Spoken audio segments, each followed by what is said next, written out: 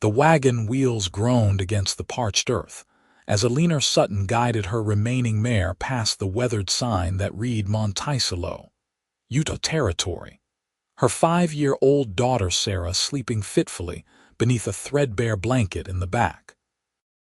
The July sun beat down mercilessly in 1883, turning the landscape into shimmering waves of heat, and Eleanor's throat felt as dry as the desert surrounding this small frontier town that she prayed would finally offer them sanctuary. She had been traveling for 3 months now, ever since the law had hanged her husband Thomas in Durango, Colorado, for a crime that had shocked the entire territory. Bank robbery and murder, they said, though Thomas had always maintained his innocence right up until the rope tightened around his neck. Eleanor had believed him then and believed him still, but belief did not matter much when the entire world had decided your husband was a monster. What mattered even less was that she had known nothing of his alleged crimes, that she had been home tending to their daughter when the robbery occurred, that she herself had never broken a single law in her 23 years of life. The first town after his execution had been kind enough at first. The boarding house had accepted her money, and she had found work washing dishes at the local restaurant. Then someone had recognized her name. Within a day, she had been asked to leave. The next town had not even let her stay the night. Word traveled faster than any horse across these territories, and Thomas Sutton's crimes had made headlines from Colorado to California. The man who helped rob the Durango First National had killed a young clerk, a boy barely 18 with a new bride waiting at home. That was what people remembered. That was what they threw in Eleanor's face every time she tried to explain that she was not her husband, that his sins were not hers to bear. 4 towns in Colorado had turned her away. 2 in New Mexico Territory had done the same. She had sold nearly everything she owned just to keep moving, to keep her daughter fed. Sarah did not understand why people were so cruel, why mothers would pull their children away when Sarah tried to play, why shopkeepers would refuse to sell them bread. Eleanor had stopped trying to explain it. Some cruelties had no explanation that a child could understand. Monticello appeared quiet as she drove the wagon down the main street. It was smaller than she had hoped, maybe 200 souls at most, with a general store, a saloon, a small church, and a scattering of other buildings that spoke of a town struggling to establish itself in the harsh Utah desert. Red rock formations loomed in the distance, beautiful and imposing, reminding her how small and insignificant human judgments were against the vastness of this land. She stopped the wagon outside the general store, her hands shaking slightly as she helped Sarah down.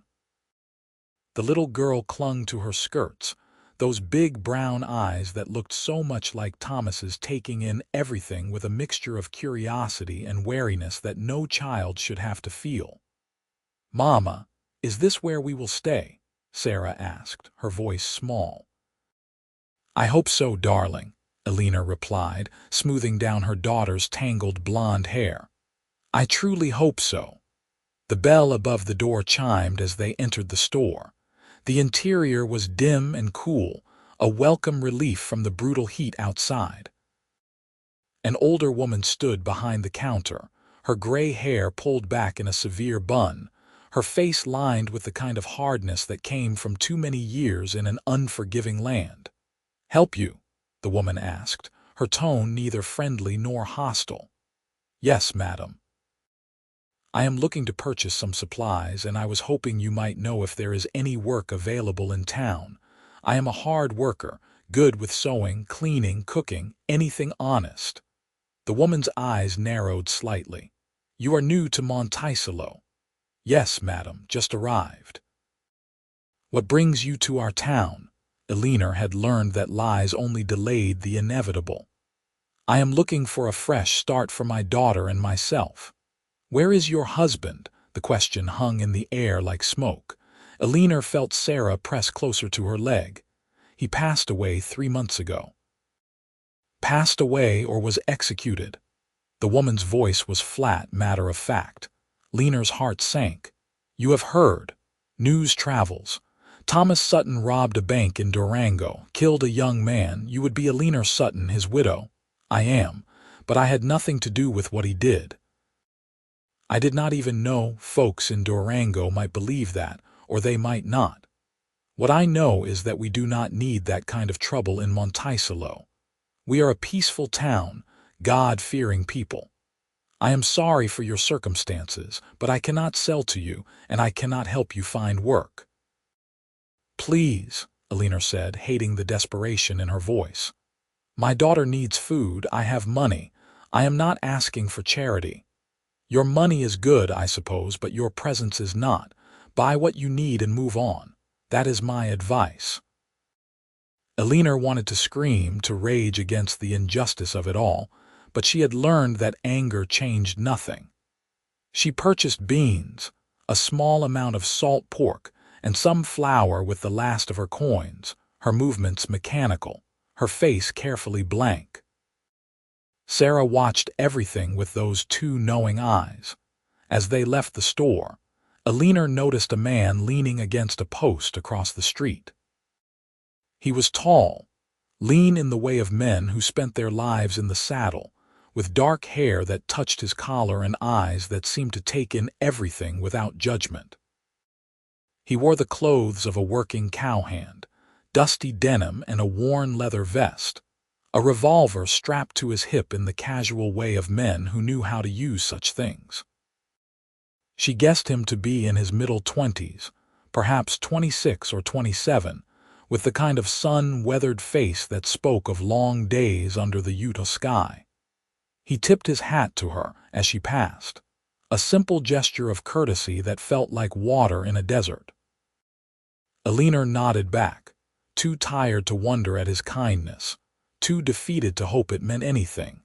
She spent that night camped outside of town, unable to afford even the cheapest boarding house after purchasing supplies. She made a small fire and cooked beans for Sarah, watching her daughter eat with the fierce protectiveness of a mother bear. Tomorrow they would move on again. Maybe the next town would be different. Maybe she would find somewhere that would judge her on her own merits rather than her dead husband's crimes. As Sarah finally fell asleep, Eleanor allowed herself the luxury of tears. Silent tears that streamed down her face and dripped onto the dry earth. Tears for the life she had lost, for the future that seemed more hopeless with each passing day, for the daughter who deserved so much better than this endless wandering. Those are some heavy tears for a night as pretty as this one. Eleanor gasped and spun around, her hand instinctively reaching for the small knife she kept in her boot. The man from earlier stood at the edge of her firelight, his hands raised to show he meant no harm. I am sorry. I did not mean to startle you, he said, his voice low and calm. I am Nathan Irving. I work the cattle ranch about 5 miles north of here. You should not sneak up on people, Mr. Irving, Eleanor said, her heart still racing. You are right, and I apologize. I saw your camp from the ridge and wanted to make sure you were all right. It is not safe for a woman and child to be out here alone. We have managed so far. I am sure you have. He looked at her wagon, at the sleeping child, at the meager supplies. The folks in town give you trouble. Eleanor laughed, a bitter sound. Is it that obvious? I was in the general store when you left. I heard what Mrs. Henderson said to you. He paused. About your husband. Then you know why we cannot stay. We will move on tomorrow. Where will you go? I do not know. Somewhere that has not heard the name Thomas Sutton, though I am beginning to think no such place exists. Nathan was quiet for a moment, looking out at the darkness beyond the fire.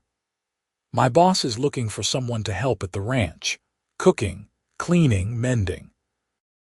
His wife passed 2 years back and the place has gone to chaos.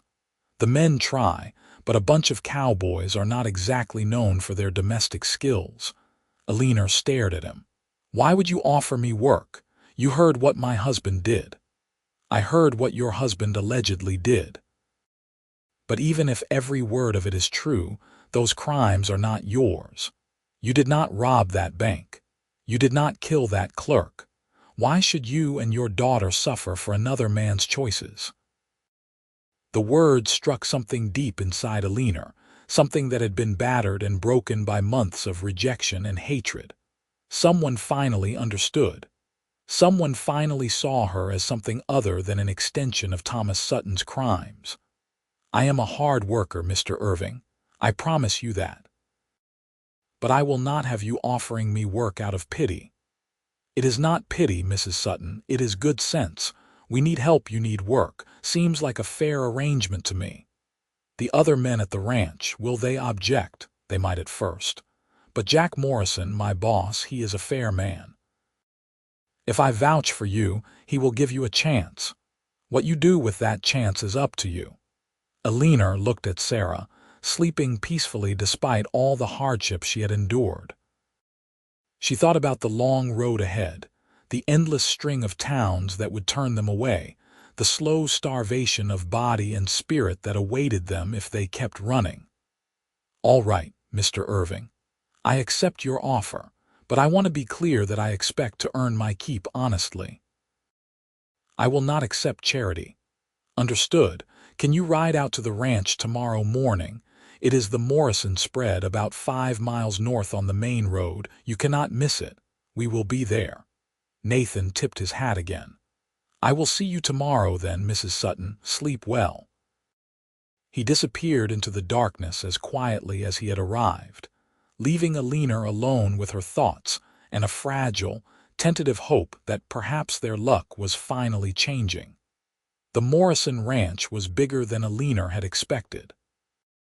The main house was a sturdy 2-story structure built of local stone and timber, weathered but well-maintained.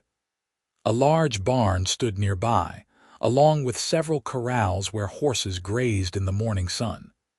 In the distance, she could see cattle dotting the scrubland, hundreds of them, maybe more.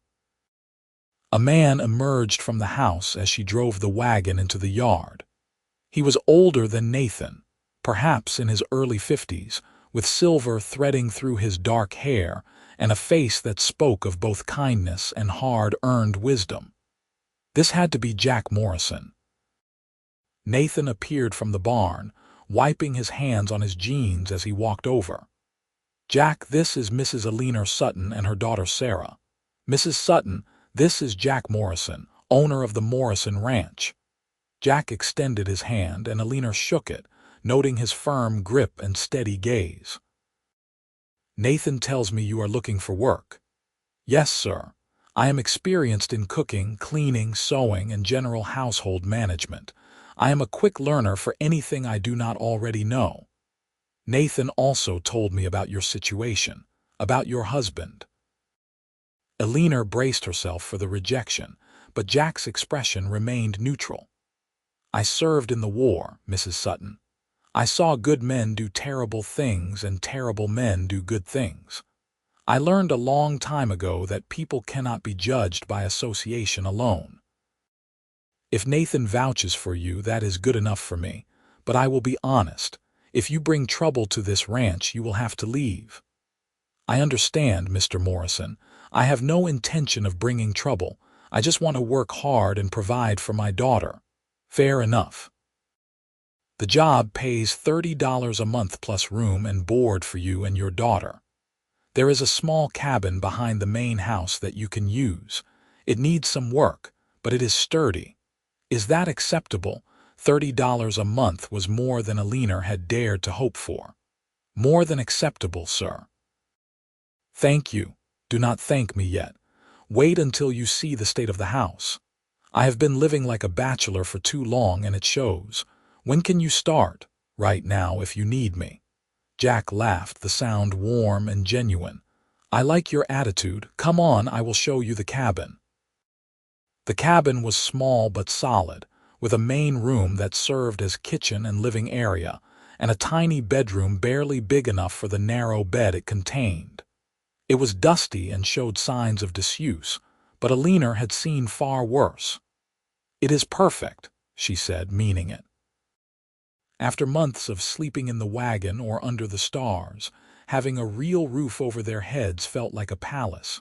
Sarah tugged on her skirt. "Mama, can I go look at the horses?" "May I?" Eleanor corrected gently. "And yes, but stay close where I can see you." As Sarah ran off toward the corral, Jack said, "She is a sweet child. How old?" "5. She will be 6 in September.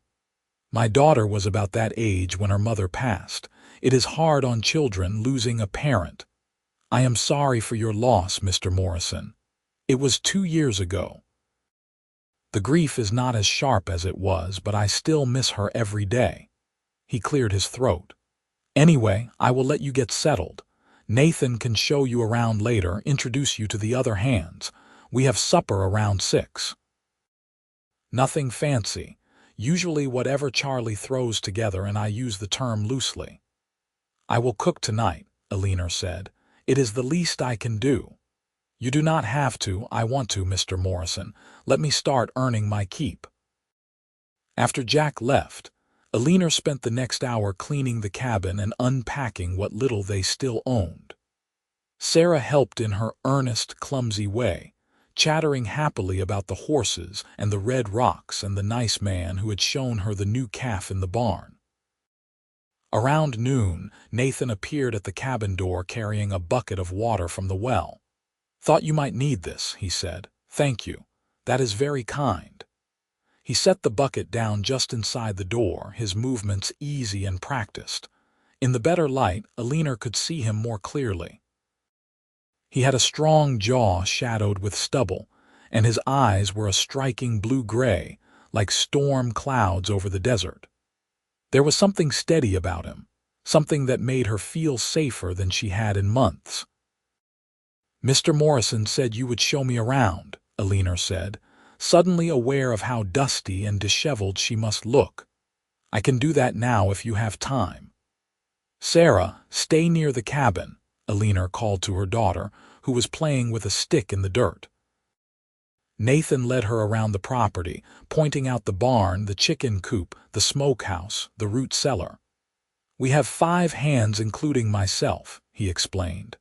"There is Charlie. He has been here the longest, about 15 years. Good man, terrible cook. Then there is young Pete. He is only 19 but works harder than men twice his age. Miguel came up from New Mexico last year, best horse trainer I have ever seen. And Frank, he is quiet but reliable. Will they mind having a woman here? They might be surprised at first, but they will appreciate decent meals and clean clothes. I can promise you that. And if any of them give you trouble, you let me know." "I can handle myself, Mr. Irving." He smiled then, the first real smile she had seen from him. "I believe you can, Mrs. Sutton." They walked past the corrals where Sarah was leaning on the fence, watching the horses with pure joy on her face. "She loves animals," Eleanor said softly. "We have plenty of those here. She will fit right in." "Why did you help me?" The question came out before Eleanor could stop it. "Last night, you did not have to offer me work. You could have just ridden past our camp and minded your own business." Nathan was quiet for a moment, his gaze distant. "My mother was widowed when I was 10. My father died in a ranching accident, and suddenly we had nothing. No money, no prospects, and my father had debts we did not even know about. People in our town treated her like she had somehow failed, like my father's debts were her responsibility even though she had not known they existed. It took years before anyone would give her honest work. I watched her struggle and suffer for crimes she did not commit, for circumstances beyond her control. When I saw you yesterday, I saw her. I could not just ride past."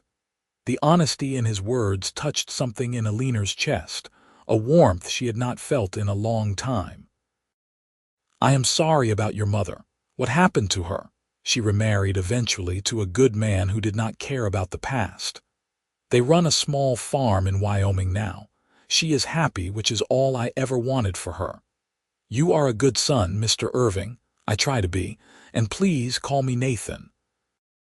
Mr. Irving makes me feel like my grandfather. Only if you call me Eleanor. Eleanor it is. That evening, Eleanor cooked her first meal for the ranch hands. She made stew from the beef and vegetables in the root cellar, biscuits from the sourdough starter she found in the kitchen, and a dried apple pie from the stores in the pantry. It was simple food, but she put care into every step, wanting to prove her worth.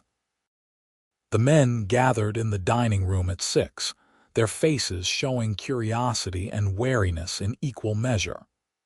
Jack introduced her properly, and she noted their reactions. Charlie was a grizzled man in his 60s who looked like he had been carved from the same red rock as the surrounding landscape.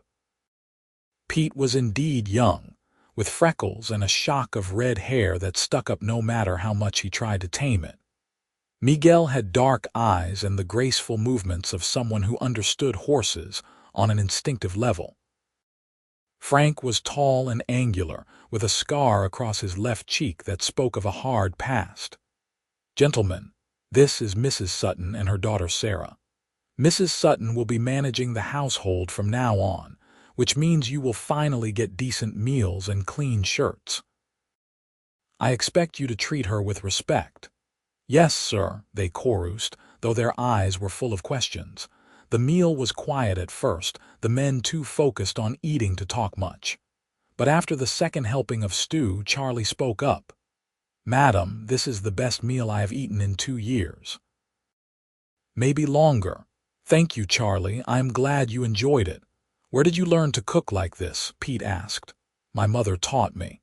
She ran a boarding house in Kansas before she passed. You are from Kansas originally? Miguel asked. Yes. I met my husband there when he was passing through on a cattle drive. We married and moved to Colorado. The mention of her husband created a subtle shift in the atmosphere. Nathan met her eyes across the table, a silent support. Your husband passed recently. Frank asked, his voice gruff but not unkind. 3 months ago. I am sorry for your loss. The simple condolence, offered without judgment or hidden meaning, nearly made Eleanor cry. Thank you. The conversation moved on to ranch business, talk of cattle and water sources and which sections of fence needed mending. Sarah sat on Eleanor's lap, picking at her own bowl of stew, her eyelids drooping with exhaustion. After dinner, the men praised the meal again and drifted off to the bunkhouse. Nathan lingered, helping Eleanor clear the table despite her protests. You do not have to do that, she said. Dishes are my job. I do not mind. Besides, we are all part of this ranch. Helping each other is what we do. They worked in comfortable silence for a while, Eleanor washing and Nathan drying. The simple domesticity of it felt strange and pleasant at the same time. It had been so long since anyone had simply stood beside her, sharing a task without judgment or expectation. They seemed to accept me, Eleanor said finally. I was worried. They are good men, and once they tasted your cooking, any doubts they might have had disappeared. The way to a cowboy's heart is definitely through his stomach. Eleanor laughed, surprised by the lightness she felt. I will remember that. Sarah is asleep, Nathan observed, nodding toward the little girl who had curled up in the chair by the fireplace. She has had a long day, we both have. I should let you get some rest then. He hung up the dish towel and headed toward the door, then paused. Eleanor, I am glad you are here. I think this is going to work out well for everyone. I hope you are right, Nathan. I truly do. The first weeks at the Morrison Ranch passed in a blur of activity. Eleanor threw herself into her work with a determination born of gratitude and desperation. She cleaned the main house from top to bottom, organized the chaos of 2 years of bachelor living, mended clothes, and cooked meals that had the ranch hands showing up early just to smell what was simmering on the stove. Sarah bloomed like a desert flower after rain. She followed Miguel around the corrals, learning the names of all the horses. She helped Charlie collect eggs from the chickens, her delighted laughter ringing across the yard when a hen would cluck indignantly. Pete taught her to whittle, sitting on the porch in the evenings and showing her how to shape soft wood into simple figures. Even taciturn Frank smiled when Sarah brought him wildflowers she had picked from the scrubland. But it was Nathan who seemed to appear whenever Eleanor needed something. He fixed the door on the cabin that had been sticking. He brought her fresh milk from town without being asked. He sat with Sarah when Eleanor was busy, telling her stories about the ranch and the land, his deep voice gentle with the child who had known too little gentleness in recent months. Eleanor found herself watching for him, noticing the way he moved with unconscious grace, the way his face softened when he looked at Sarah, the way his hands were both strong and careful when he worked. She told herself it was simply appreciation for his kindness, nothing more. She was a widow, after all, her husband barely 3 months in the ground. It would be improper to feel anything else. But the heart, she was learning, did not care much about propriety. One Saturday afternoon in August, Eleanor was hanging laundry when she heard shouting from the yard. She looked up to see 3 men on horseback riding in, their faces hard and purposeful. Jack emerged from the barn, and the tension in his posture made Eleanor's stomach clench with worry. She moved closer, staying near the house but within earshot. "Morrison," the lead rider said, a heavy man with a marshal's badge glinting on his vest. "We heard you have Eleanor Sutton working here." "I do. What business is it of yours, Marshal? I am Marshal Garrett from Durango. I was involved in the Thomas Sutton case. When I heard his widow was in Monticello, I felt obliged to ride over and make sure everything was on the up and up. Mrs. Sutton is my employee. She manages my household. There is nothing improper about it. Maybe not, but folks in Durango have questions. Some of that bank money was never recovered. People wonder if maybe the widow knows more than she let on." Eleanor felt ice flood through her veins. She stepped forward, her hands clenched at her sides. "I knew nothing about my husband's alleged crimes, Marshal. I told the court that in Durango. I testified under oath." Marshal Garrett swung his gaze to her, his eyes cold and evaluating. "You did. But a woman who claims to know nothing about her own husband's activities, well, that stretches belief, does it not?" "My husband and I had been having troubles," Eleanor said, forcing herself to meet his stare. "He was gone for long stretches. I did not ask where he went or what he did because I did not want to know. When the law came for him, I was as shocked as anyone. Troubles, you say. Yet you defend his innocence." "I defend the man I married, not the man he may have become. There is a difference." Nathan appeared at her side, his presence solid and reassuring. "The lady has answered your questions, Marshal. Unless you have evidence of wrongdoing, I suggest you be on your way." "And who might you be?" "Nathan Irving, I work here. You know who she is, what her husband did." "I know who she is. A good woman trying to provide for her child. Her husband's crimes are not hers." "That is a mighty trusting attitude. It is called decency, Marshal." "You might try it sometime." The Marshal's face reddened. "You watch your tone, Cowboy." Jack stepped forward, his voice carrying the weight of authority. "Marshal Garrett, you have said your piece. Mrs. Sutton is under my protection while she is on this ranch. If you have accusations to make them official and through proper channels. Otherwise, you are trespassing on my property." The standoff lasted another moment before the Marshal tugged his reins, turning his horse. "I will be watching, Morrison. If anything suspicious happens, I will be back." "You do that." The 3 riders left in a cloud of dust, and Eleanor realized she was shaking. Nathan's hand touched her elbow, steadying her. "Are you all right?" he asked quietly. "I thought I was done with this. I thought being here meant we could start over." "You can." That man is angry and looking for someone to blame. Let him look. He will not find anything because there is nothing to find. Jack nodded his agreement. Nathan is right. You have nothing to fear, Eleanor, but I appreciate you being honest about your circumstances. If there is anything else I should know, now would be the time. There is nothing else, Mr. Morrison. I truly knew nothing about what Thomas did. The first I heard of it was when the marshals came to arrest him. He denied everything, claimed he was being framed, but the evidence was overwhelming. They found some of the stolen money in his saddlebags. I do not know how it got there or if he really did what they said, but I know I had no part in it. That is good enough for me. Now, why do not you take the rest of the afternoon off? You look like you could use some breathing room. Eleanor wanted to argue, but the adrenaline was leaving her system, replaced by a bone-deep weariness. Thank you. I think I will take Sarah for a walk. She found her daughter in the barn, playing with a litter of barn cats that had appeared a few weeks earlier. Sarah's face lit up when she saw her mother. Mama, look. This one has one white paw, and I named her Socks. That is a perfect name, sweetheart. How would you like to go for a walk with me? Yes. Can we go see the red rocks? We can. They walked hand in hand across the scrubland, Sarah chattering about the cats and the horses and the shapes she saw in the clouds.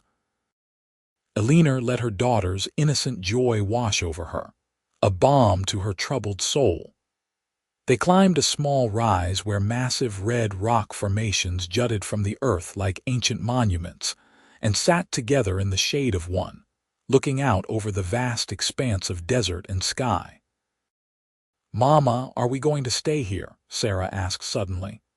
I hope so, baby. Do you like it here? I love it. The men are nice, and Mr. Morrison lets me help feed the chickens, and Nathan promised to teach me to ride a horse when I am bigger. Nathan said that, did he? Yes, he is nice too. He tells funny stories. Eleanor smiled, pulling her daughter close. He is very nice. Do you like him, Mama? The question, so innocent and direct, caught Eleanor off guard. Of course I like him. He has been very kind to us. No, I mean, do you like him like Papa? Eleanor's breath caught. Sarah, that is a very complicated question. Why? Because Papa just died.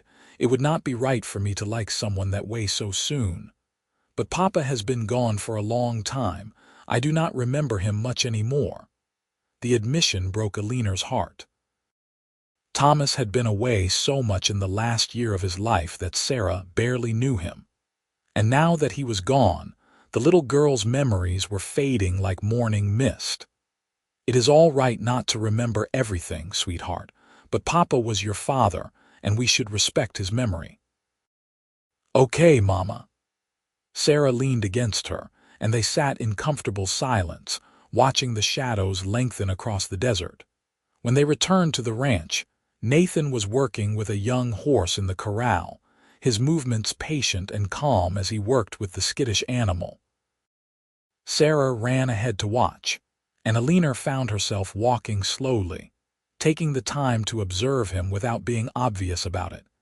He was good with the horse, gentle but firm, talking to it in a low voice that seemed to soothe the animal's fears. There was something beautiful in the way he moved, a quiet confidence that came from knowing exactly who he was and what he was capable of. He was not a flashy man, not someone who drew attention by being loud or bold, but rather someone whose strength was in his steadiness, his reliability. As if sensing her regard, Nathan looked up and their eyes met across the yard. He smiled, and Eleanor felt warmth bloom in her chest, a feeling she had thought died with her old life. She smiled back before turning toward the cabin, her heart beating faster than it should. That evening, after Sarah was asleep and the dishes were done, Eleanor sat on the small porch of the cabin, looking up at the stars scattered across the dark sky like diamonds on black velvet. The air had cooled with the setting of the sun, and crickets chirped in the scrub brush nearby. Footsteps approached, and she knew without looking that it was Nathan. "Mind if I sit?" he asked. "Please do." He settled onto the porch step beside her, not too close but close enough that she could feel the warmth of him in the cooling air. "That was a hard thing today with the marshal," he said. "It was. I keep thinking I have left the past behind, and then it catches up to me again. The past has a way of doing that, but it does not define you, Eleanor. You are not what your husband did or did not do. You are what you choose to be. And what have I chosen to be? A survivor, a good mother, an honest worker. That is who I see when I look at you. What about when others look at me? Do they see the same thing? Some will not. You cannot control what others think. You can only control who you are." She turned to look at him, this man who had shown her more kindness than she had any right to expect. "Why are you so good to me, Nathan? And please do not say it is just because of your mother. There has to be more to it than that." He was quiet for a long moment, his gaze fixed on the stars. When he spoke, his voice was low and honest. "At first it was because of my mother. I saw you and saw her, and I wanted to help. But these past weeks, getting to know you, watching how hard you work, how much you love your daughter, how you keep going even when the world seems set against you, it has become about more than that." "What has it become about?" "You." He looked at her then, and the intensity in his eyes made her breath catch. "I admire you, Eleanor.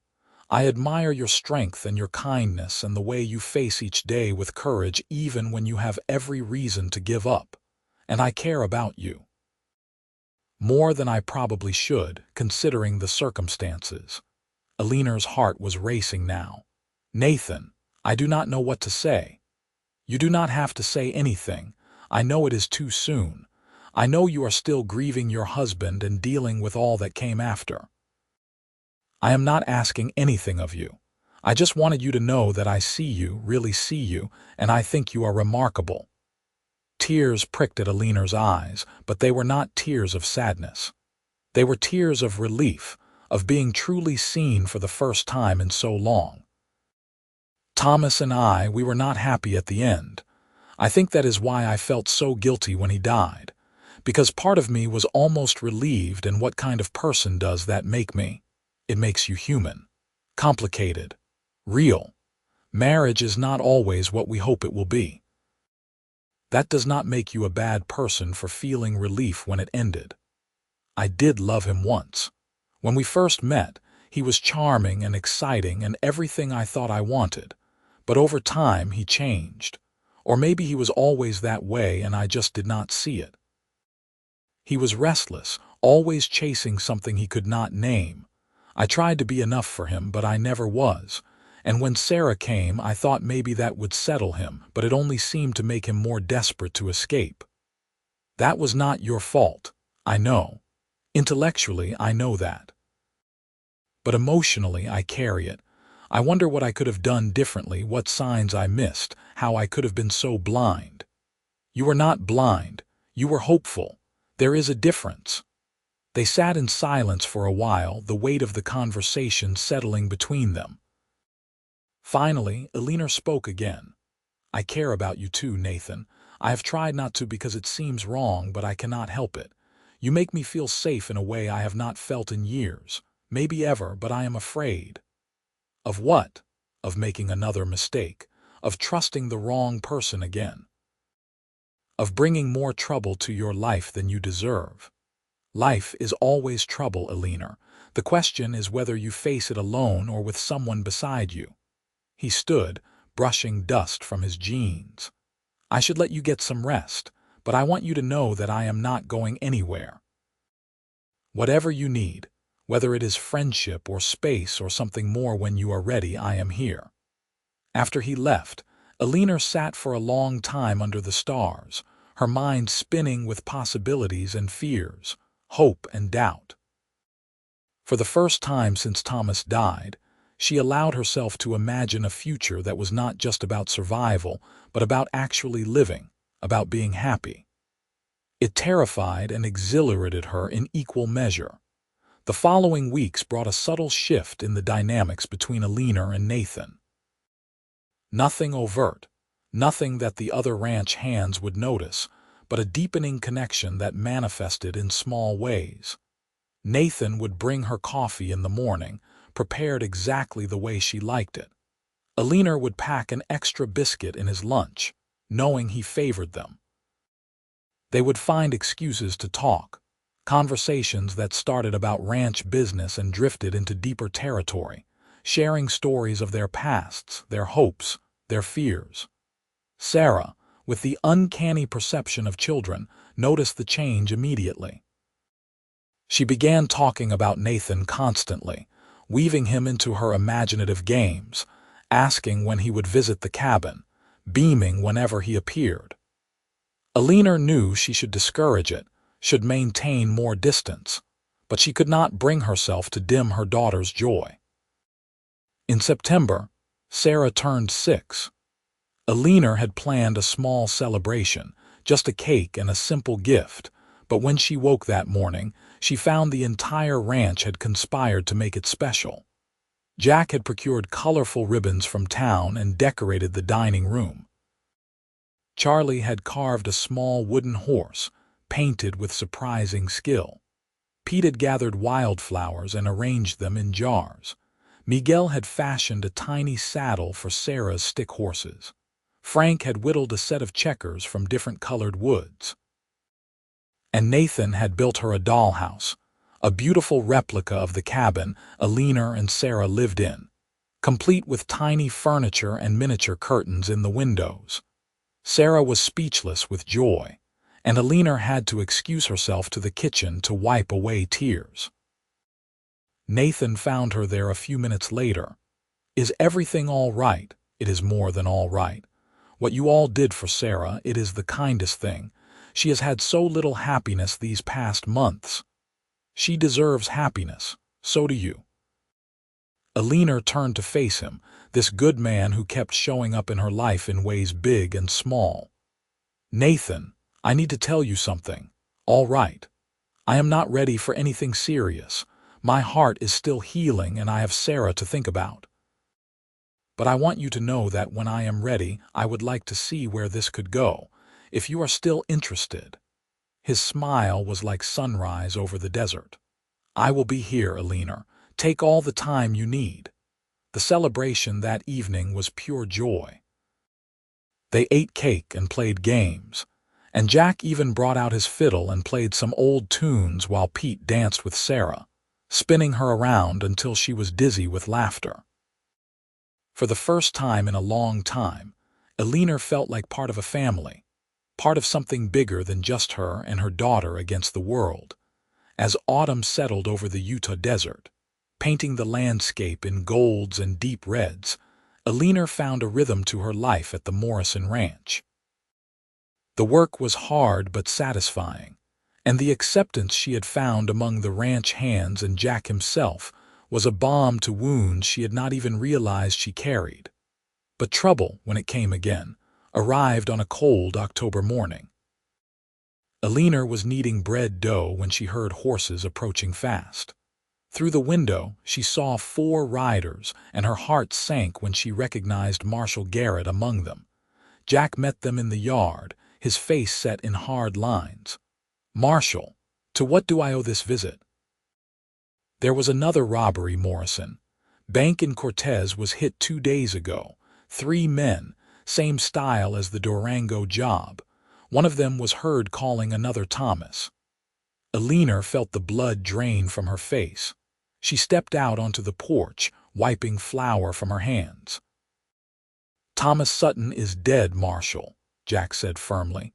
"You hanged him yourself. I am aware. Which is why I am wondering if maybe Mrs. Sutton might know something about his associates. Maybe the wrong man hanged for the Durango robbery." "That is ridiculous," Eleanor said, her voice shaking with anger and fear. "My husband is dead. I do not know anything about any robbery in Cortez. Convenient timing, though, is it not?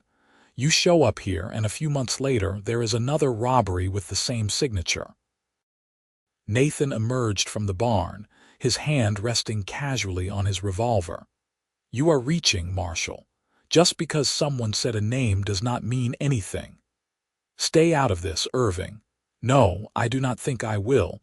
You are harassing a woman who has done nothing wrong." "I am investigating a crime. You are looking for someone to blame because you cannot catch the real culprits," Nathan shot back. "It is easier to hound a widow than to do actual law work." The marshal's face turned red. "You are interfering with the law. I am standing up for what is right." "There is a difference." Jack stepped between them. "Gentlemen, this is not helping. Marshal Garrett, do you have any actual evidence linking Mrs. Sutton to the Cortez robbery?" "Not yet, but then I suggest you leave my property. If you come back, bring a warrant. Otherwise, I will consider it harassment and act accordingly." The standoff was tense, but finally the marshal backed down. "This is not over, Morrison."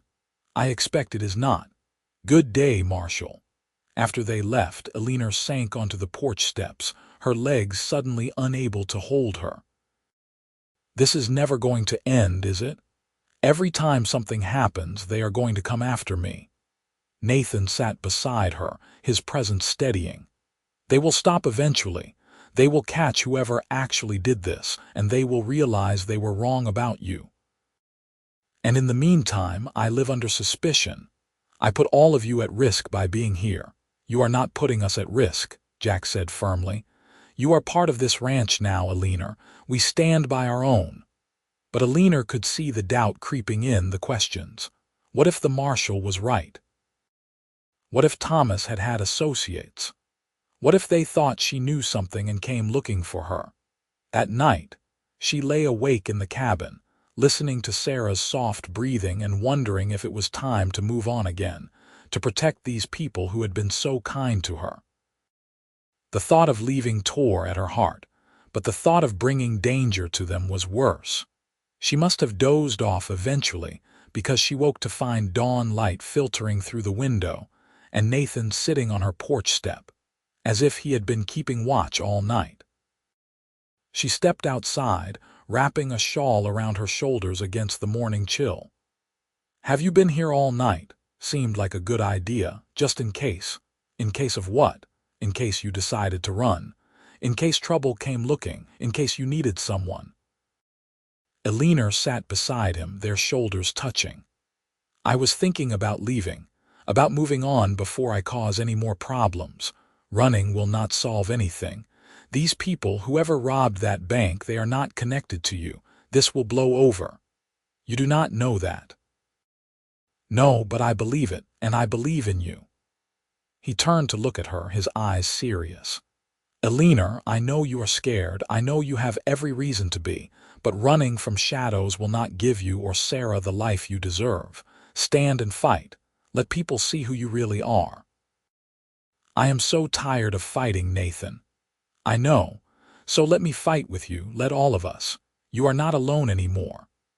The sincerity in his voice, the absolute conviction, broke through the walls Eleanor had built around her heart. She leaned against him, letting his strength support her, and felt some of the fear ease. "All right," she whispered. "I will stay, I will fight." "Good, because I am not ready to let you go." The words hung between them, heavy with meaning. Eleanor knew they were crossing a line, moving from friendship into something deeper, something that could not easily be undone. But she was tired of being afraid, tired of denying what she felt. She lifted her head and looked at him, really looked at him, seeing the man who had stood beside her from the beginning, who had defended her honor, who had given her hope when she had none left. "Nathan." He touched her face gently, his calloused fingers soft against her cheek. "You do not have to say anything. Not until you are ready." "I think I am ready. I think I have been ready for a while now." "Are you sure?"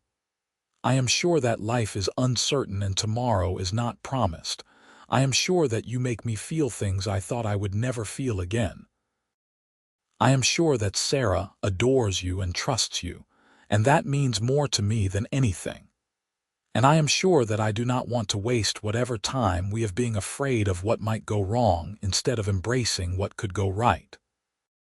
Nathan smiled, that beautiful, genuine smile that transformed his whole face. "Eleanor Sutton, may I court you properly?" The formality of it, the old-fashioned respectability, made Eleanor laugh through the tears that were suddenly streaming down her face. "Yes, Nathan Irving. You may court me properly." He kissed her then, gentle and sweet, a promise of things to come. It was nothing like the passionate, consuming kisses Thomas had given her in the early days, all fire and possession. This was different. This was a kiss that spoke of partnership and respect, of a man who saw her as an equal, not a possession. This was a kiss that felt like coming home when they pulled apart. The sun was fully up, painting the red rocks in shades of gold and crimson. A new day, Eleanor thought. A new beginning. Sarah emerged from the cabin, rubbing sleep from her eyes. "Mama, Nathan, why are you sitting outside? We are watching the sunrise, sweetheart," Eleanor said. "Can I watch too?" "Of course." Sarah wedged herself between them, and Nathan wrapped his arm around both of them, sheltering them from the morning chill. They sat together as the desert came to life around them, and Eleanor felt something she had not felt in years: peace. The courtship that followed was gentle and gradual, conducted under the watchful eyes of the entire ranch. Nathan would walk with Eleanor in the evenings after supper, talking about everything and nothing while Sarah ran ahead collecting interesting rocks and feathers. He taught Eleanor to ride better, patient and encouraging as she learned to trust the horses. They would sit on the porch after Sarah was asleep, holding hands and dreaming about the future. Jack watched their growing relationship with approval, making comments about how nice it was to see Nathan happy, how Eleanor had brought life back to the ranch in more ways than one. The other hands teased Nathan good-naturedly, but their jesting was kind, born of affection for both of them. In November, the first snow fell, dusting the red rocks with white and transforming the desert into a wonderland. Sarah was ecstatic, having never seen snow before. Nathan helped her build a small snowman in the yard while Eleanor watched from the window, her heart so full it ached. That night, after Sarah was tucked into bed with stories of snow fairies and winter magic, Nathan walked Eleanor back to the cabin as he always did. "She was so happy today," Eleanor said. "I have not seen her that carefree in so long. She is a good kid. She deserves to be happy. You are good with her, patient and kind. She talks about you constantly. I care about her. I care about both of you." He paused, then said carefully, "Eleanor, I know we have only been courting for a short time, but I need you to know my intentions are serious. I am not playing at this. When I look at you, I see my future. I see the family I want to build." Eleanor's heart raced. "Nathan, are you saying?" "I am saying that I love you. I am in love with you. I know it might be too soon to say it, but it is the truth, and I am tired of holding it back." "Oh, Nathan." Eleanor felt tears prick her eyes, but they were happy tears. "I love you too. I tried not to, told myself it was too soon, that I needed more time, but I cannot help it. You have become essential to me." He pulled her close, and she rested her head against his chest, listening to the steady beat of his heart. "I want to marry you, Eleanor. I want to be a husband to you and a father to Sarah. I want to build a life together, here on this ranch, in this place that brought us together. But I will wait as long as you need. There is no rush." Eleanor pulled back to look at him. "I do not want to wait. I have spent too much of my life waiting for happiness, denying myself because of what other people might think. I know my own heart now, and my heart wants you. Are you sure? People will talk. They will say it is too soon after your husband's death, that it looks improper. Let them talk. I do not care anymore. Thomas has been dead for 8 months, but our marriage died long before that. I mourned him and what we lost, and now I am ready to live again. With you." Nathan kissed her, deeper this time with all the pent-up longing and love they had been holding back. When they finally pulled apart, both were breathless. "We should tell Sarah first," Eleanor said. "Make sure she is comfortable with this." "Agreed, though I think she will be thrilled." They were right. When they sat Sarah down the next morning and explained that Nathan wanted to marry Eleanor and become Sarah's stepfather, the little girl squealed with delight and threw her arms around Nathan's neck. "Really? You will be my papa?" "If that is all right with you," Nathan said, his voice thick with emotion. "It is more than all right. It is the best thing ever." She looked at Eleanor. "Mama, can we get married soon? I want Nathan to be part of our family right now." Eleanor laughed, her heart overflowing. "We will get married soon, baby. I promise." They were wed on a cold December day in the small church in Monticello. Eleanor had worried that the townspeople would object, that they would refuse to allow the wedding, but Jack Morrison's support carried weight in the community. He stood as witness for Nathan. His presence, a silent endorsement that convinced the preacher to perform the ceremony despite any reservations about Eleanor's past. Eleanor wore a simple dress of deep blue that she had sewn herself, and Nathan wore his best suit, his hair freshly cut and his face shaved smooth. Sarah stood beside her mother, holding a small bouquet of dried flowers, her face glowing with happiness. The ceremony was short and simple, the vows traditional but heartfelt. When the preacher pronounced them man and wife and Nathan kissed his bride, Sarah cheered so loudly that everyone in the small church laughed. The reception was held at the ranch, with all the hands contributing to the celebration. Charlie had somehow procured a decent whiskey, Miguel played guitar, and Pete and Frank had decorated the dining room with pine branches and ribbon. Jack gave a toast that had everyone wiping their eyes, speaking of second chances and the courage to embrace happiness when it comes. That night, after the celebration had ended and Sarah was asleep in her own small bed in the cabin, Nathan carried Eleanor over the threshold of what was now their home.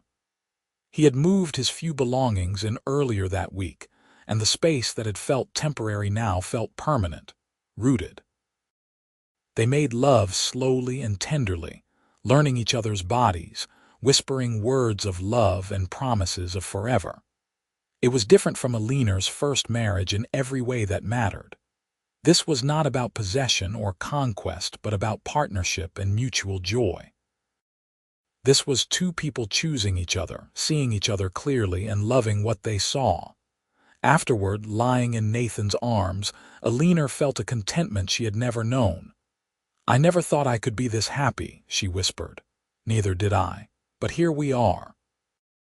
"Here we are," she agreed, and fell asleep with a smile on her face. Their first year of marriage brought challenges and joys in equal measure.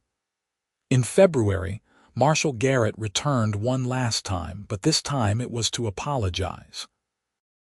The real robbers from both the Durango and Cortez heists had been caught in New Mexico, and none of them had any connection to Thomas Sutton. The evidence suggested that Thomas might have indeed been framed, set up by these men who had planted the stolen money in his saddlebags and ensured he took the fall for their crime. "I was wrong about you, Mrs. Irving," the marshal said, his face showing genuine remorse. "And I am sorry for the trouble I caused." Eleanor, holding Nathan's hand, felt a weight lift from her shoulders. "Thank you for telling me, Marshal. It means more than you know to have his name cleared. For what it is worth, I will be making a public statement to that effect in Durango. It will not bring him back, but it might help people see you differently." After he left, Eleanor cried, grieving again for the man Thomas might have been if he had been given a chance, for the life they might have had if fate had been kinder. Nathan held her through it, understanding that she needed to mourn this final piece of her past before she could fully embrace her future. Spring brought new life to the ranch. A litter of puppies appeared in the barn, and Sarah adopted the runt, a scrappy little thing she named Dusty. The cattle thrived, and Jack expanded the herd, talking about Nathan eventually taking over more of the day-to-day operations. And in May, Eleanor discovered she was pregnant. She told Nathan on a warm evening as they sat on the porch watching Sarah play with Dusty in the yard. "I am carrying our child," she said simply. Nathan's face transformed with joy. He pulled her into his arms, laughing and crying at the same time. "When?" "Sometime in November, the doctor thinks. A baby. We are having a baby." He pressed his hand to her still flat stomach, his eyes shining. "I love you so much, Eleanor." "I love you too. I am so happy, Nathan, happier than I ever dreamed I could be." Sarah was equally thrilled when they told her, immediately announcing that she wanted a sister to play with. "But a brother would be okay too," she added generously. "As long as the baby likes horses and dogs." The pregnancy progressed smoothly through the summer months. Eleanor continued her work at the ranch, though Nathan and Jack both insisted she take on less strenuous tasks as her belly grew. She spent more time in the garden she had planted, tending vegetables and herbs, while Sarah helped and chattered about what they would name the baby. On a cold November night, Eleanor went into labor. The doctor from Monticello had been summoned, and he arrived just as the contractions intensified. Nathan stayed by her side through all of it, holding her hand, wiping her brow, whispering encouragement. Just after midnight, Eleanor gave birth to a healthy baby boy. As the doctor placed the squalling infant in her arms, Eleanor looked up at Nathan and saw tears streaming down his face. "A son," he whispered. "We have a son." "What should we name him?" Eleanor asked, though she already knew.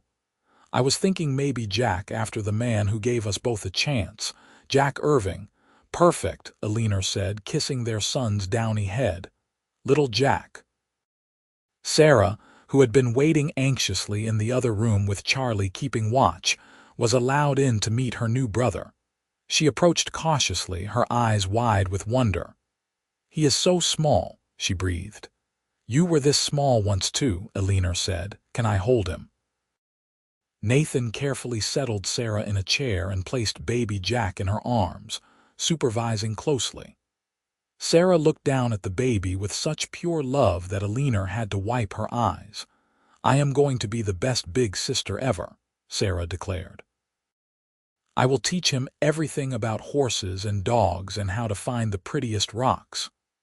"I am sure you will, sweetheart," Nathan said, his voice rough with emotion. The months that followed were busy and chaotic in the best possible way. Baby Jack was a good-natured infant who slept well and ate heartily, growing strong and healthy. Sarah took her role as big sister seriously, always wanting to help with the baby, singing to him when he fussed, bringing him toys she thought he would like.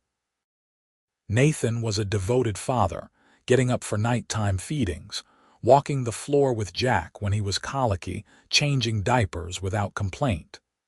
Eleanor watched him with their son and felt her love for him deepen even further. This was what family was supposed to be, she thought. This support and partnership, this joy in the simple moments, this commitment to each other through the hard times and the good. In the spring, Jack Morrison made an announcement at supper.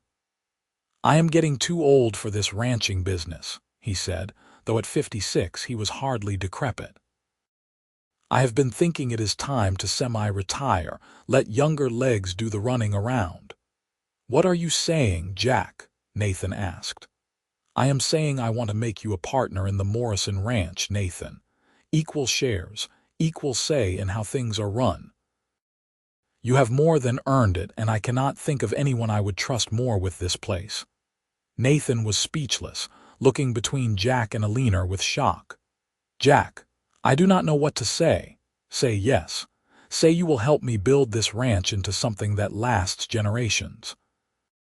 Say you will keep it going when I am too old to sit a horse." "Yes," Nathan said firmly. Absolutely yes, thank you, Jack. You will not regret this. I know I will not. You are like a son to me, Nathan. You and Eleanor both are family. The partnership proved successful. Under Nathan's management and Jack's guidance, the Morrison Ranch flourished. They expanded their land holdings, improved their breeding stock, and built a reputation for quality cattle that stretched across Utah Territory and beyond. Sarah grew into a confident, capable girl who could ride as well as any of the ranch hands and who had a special gift with animals. She started school in Monticello, and though Eleanor had worried about how the other children would treat her, her fears proved groundless. Sarah's sunny personality and the respect the Irving family commanded in the community meant she was well-liked and popular. Baby Jack grew into a toddler and then a rambunctious little boy who followed his father everywhere, insisting on helping with ranch work even when he was too small to be much actual help. Nathan was patient and loving, teaching his son the same way Jack had taught him, with gentleness and humor. In 1887, when Jack was 3 and Sarah was 10, Eleanor gave birth to twin daughters, Emma and Grace. The babies were a surprise, as the doctor had not realized there were 2 until the second one arrived minutes after the first. The household erupted into joyful chaos, with Sarah thrilled to finally have the sisters she had always wanted. Nathan, holding both his daughters at once, looked at Eleanor with such profound love and gratitude that she felt her heart might burst. "You have given me everything," he said. "A family, a purpose, a reason to get up every morning with joy in my heart." "You gave me the same," Eleanor replied. "You saved me, Nathan. You and this ranch and this life we have built together." "We saved each other," he corrected. "That is what love does."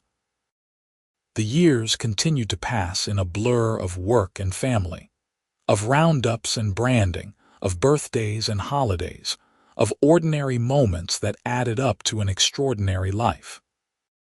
The ranch prospered under Nathan and Jack's joint management, becoming one of the most successful operations in southeastern Utah. In 1890, Utah achieved statehood, and Monticello held a grand celebration. The Irving family attended together, now respected and valued members of the community. Eleanor, watching her children play with the other town children, felt a profound sense of gratitude. She had traveled so far from that desperate widow being turned away from every town, from the woman who had lost everything and saw no path forward. That night, lying in bed with Nathan, she reflected on their journey. "Do you ever think about how we met?" she asked. "How different things could have been if you had just ridden past our camp that night?" "I think about it sometimes," Nathan admitted, "but I do not think I could have ridden past." "Some things are meant to be, Eleanor.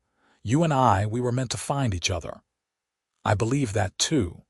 Everything I went through, all the pain and rejection and fear, it led me to you, to this life. I would not change any of it because changing it might mean losing this. I love you, Eleanor Irving, more with every passing day." "I love you too, Nathan. Always." Jack Morrison passed away peacefully in his sleep in 1895 at the age of 68. He had lived long enough to see the ranch thrive, to watch Nathan and Eleanor's children grow, to know that his legacy was in good hands. His funeral was attended by hundreds of people from across the state, testament to the respect and affection he had earned over his lifetime. In his will, he left his half of the ranch entirely to Nathan and Eleanor, along with a letter that expressed his gratitude for the family they had given him in his later years, for the joy of watching their children grow, for the privilege of being part of something good and lasting. Nathan and Eleanor renamed the operation the Morrison Irving Ranch in his honor, and his portrait hung in the main house, a reminder of the man who had given them both a chance when the world had turned its back. Sarah married in 1897 at the age of 20, to a young rancher from Colorado who had come to buy cattle and stayed for the rancher's daughter. The wedding was a grand affair, with people traveling from across the state to attend. Eleanor cried happy tears as she watched her daughter, so beautiful and confident, marry a good man who loved her for exactly who she was. Jack Jr. grew into a talented horseman who won prizes at rodeos across the West. He was also a natural leader, taking on more responsibility at the ranch and showing the same fair-mindedness and work ethic his father possessed. At 21, he announced his intention to expand the ranch's operations into breeding horses as well as cattle, a venture that proved highly successful. The twins, Emma and Grace, were inseparable and mischievous, keeping Eleanor and Nathan constantly on their toes. They were smart and spirited, and Eleanor saw much of herself in them, the same determination to forge their own paths, the same refusal to be limited by others' expectations. In 1900, as the new century dawned, Nathan and Eleanor stood on the porch of their home, watching the sun set over the red rocks that had been the backdrop to their lives together. They were in their early 40s now, lines on their faces from years of sun and laughter, gray threading through their hair, but their love had only deepened with time. 17 years, Eleanor said softly. We have been married 17 years. Best 17 years of my life, Nathan replied, pulling her close. Mine too. Do you remember that first night when you came to our camp? Of course. You were crying under the stars, and I knew I had to help you somehow. I was so broken then, so convinced that I would never find happiness again.